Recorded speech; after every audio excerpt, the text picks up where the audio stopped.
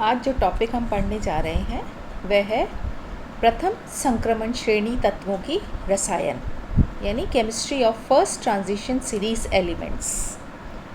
ये जो आप पीरियोडिक टेबल देख रहे हैं इसमें एस और पी ब्लॉक के मध्य में जो स्थित होते हैं वो कहलाते हैं वे तत्व जो एस और पी ब्लॉक के मध्य में हैं उन्हें हम कहते हैं संक्रमण तत्व या डी ब्लॉक एलिमेंट्स। ये तत्व वर्ग 3 से लेकर 12 तक के वर्गों में स्थित हैं।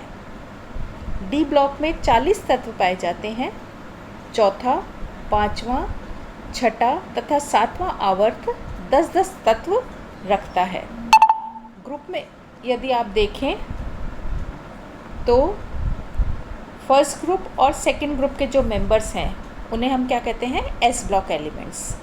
थर्ड ग्रुप से लेकर 12th ग्रुप तक जो आते हैं वे सभी कहलाते हैं डी ब्लॉक एलिमेंट्स और 13 से लेकर 18 तक जो आते हैं उन्हें हम कहते हैं पी ब्लॉक एलिमेंट्स। यहाँ पर आप देख सकते हैं कि पीरियोडिक टेबल में नीचे 2 अलग से रोज़ बनी हुई हैं, उन्हें हम कहते हैं एफ ब्लॉक एलिमेंट्स। फर्स्ट जो है सीरीज़ वो कहलाती है लैंथेनाइट सीरीज़ और जो सेकंड सीरीज़ आप देख रहे हैं वो कहलाती है एक्टिनाइट सीरीज़। यदि हम संक्रमण तत्व या डी ब्लॉक एलिमेंट्स की बात करें तो टोटल 40 तत्व ऐसे हैं जो इस श्रेणी में आते हैं यानी जिन्हें हम डी ब्लॉक एलिमेंट्स कहते हैं। तो इन्हें हम कैसे डिफाइन कर सकते हैं? तत्व जिनकी परमाणु अवस्था में या सामान्य ऑक्सीकरण अवस्था में उपांत्य कोश के डी कक्षक अपूर्ण होते हैं तथा अंतिम इलेक्ट्रॉन n-1 डी कक्षकों में प्रवेश करते हैं, इन्हें हम डी ब्लॉक के तत्व कहते हैं। यहाँ n का मान 4, 5, 6 या 7 हो सकता है। वे डी खंड के तत्व जिनके परमाणु या सामान्य ऑक्सीकरण अवस्था में आंशिक रूप से भरे हुए डी उपकक्षक होते हैं संक्रमण तत्व कहलाते हैं।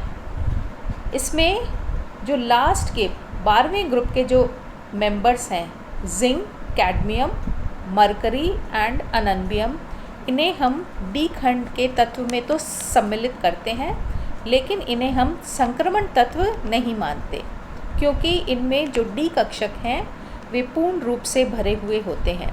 इस वजह से इन्हें संक्रमण तत्व नहीं माना जाता, लेकिन क्योंकि अंतिम इलेक्ट्रॉन जो है डी कक्षकों में जा रहा है इस वजह से इन्हें डी ब्लॉक एलिमेंट्स माना जाता है।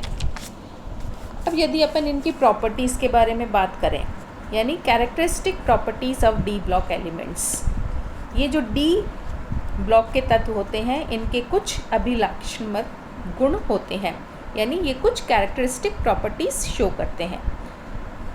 पहली प्रॉपर्टी, इन तत्वों में यदि हम देखें तो आवर्त सारणी के सामान्य वर्गों की भांति जो लंबवत समानता नहीं होती यानी डायगोनल रिलेशनशिप शो नहीं करते, ये वरन क्षैतिज समानता दर्शाते हैं। अर्थात वर्ग 13 और 14 आदि के तत्वों में परस्पर उतनी समानता नहीं होती है जितनी प्रथम, द्वितीय व तृतीय संक्रमण श्रेणी के तत्वों में पाई जाती है। यानी जब हम इन्हें पढ़ते हैं तो हम कैसे पढ़ते हैं? फर्स्ट ट्रांजिशन सीरीज़, इनकी प्रॉपर्टीज़ सिमिलर होती हैं इसलिए जब अपन पढ़ते हैं तो फर्स्ट ट्रांजिशन सीरीज़ पढ़ेंगे, सेकंड ट्रांजिशन सीरीज़ पढ़ेंगे and then third transition series. जबकि जब अपन एस या पी ब्लॉक के एलिमेंट्स को पढ़ते हैं तो हम कैसे पढ़ते हैं? उन्हें ऊपर से नीचे यानी 1s के जो हैं जिनको हम एल्कली मेटल्स कहते हैं और सेकंड ग्रुप के मेंबर्स हैं जिन्हें हम एल्कलाइन मेटल्स कहते हैं। इसी तरह से पी ब्लॉक में भी हम ऊपर से नीचे जाते हैं, इनकी प्रॉपर्टीज़ इस तरह से पढ़ी जाती हैं।